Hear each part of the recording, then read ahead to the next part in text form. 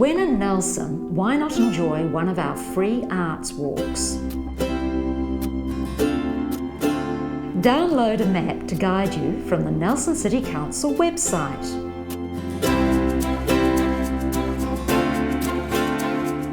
Or pick up a copy from the Friendly Service Centre in Trafalgar Street. It's a wonderful way to explore the city.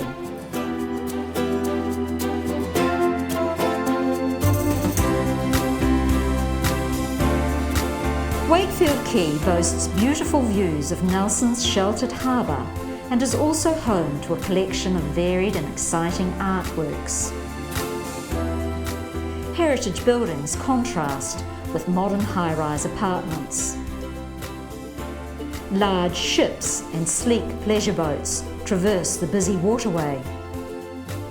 Nearby, cafes and restaurants offer refreshments, or simply get some fish and chips and watch the sun go down. The early settlers sculpture depicts a young migrant family arriving in Nelson around 1842, and it marks an early landing site for both Maori and early European settlers. English artist Anthony Stones, internationally famous for his works in bronze, was commissioned by the Nelson 2000 Trust to create this piece. He is known for his meticulous attention to detail, shown here in the costumes and belongings of the trio. His work is in public and private collections worldwide. The statue is adjacent to the fascinating early settlers' memorial wall. Facing seawards, the panels of engraved granite give an overview of Maori and European settlement in the area, and lists Nelson immigrants on ships arriving here between 1841 and 1850. Many of these ships, and those they carried, are remembered in Nelson landmarks and street names. In the nearby garden, a carved wooden totra globe sits atop a pillar of hardwood.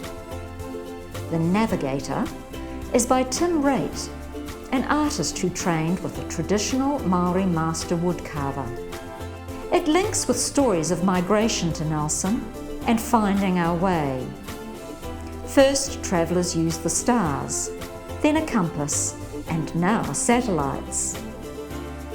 Nick Shannon's whimsical lighthouse weather vane sits atop the Sea Lord Search and Rescue Centre.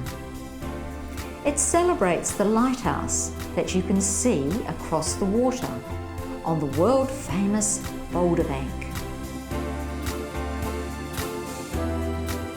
An unnamed sculpture by Jim Mackay has an enduring beauty in robust Corten steel, which has been oxidised to a rich, deep orange. This is the same material as the hulls of the commercial ships coming into the harbour and the containers on them.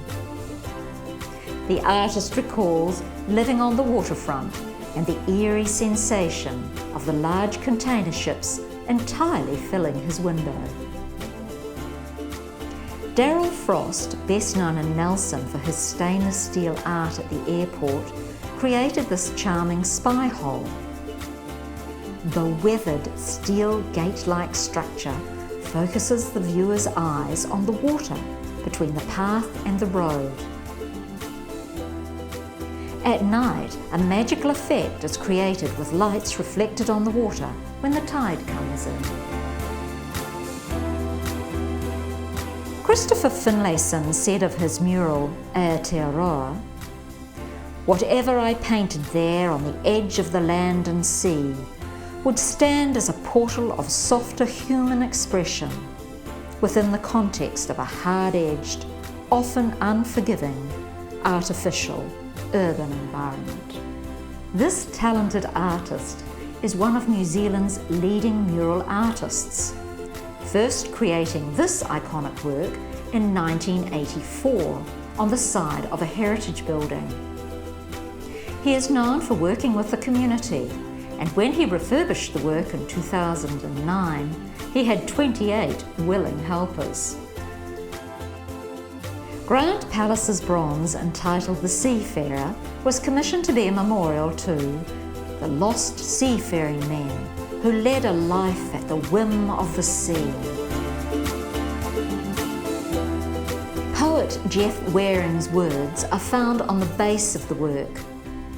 The work sits on the Sunderland Marine Pier, which was built by the Seafarers Memorial Trust and is a favourite spot for fishermen of all ages. Nearby, towards the Yacht Club, the Neptune War Memorial records a dramatic naval disaster of World War II.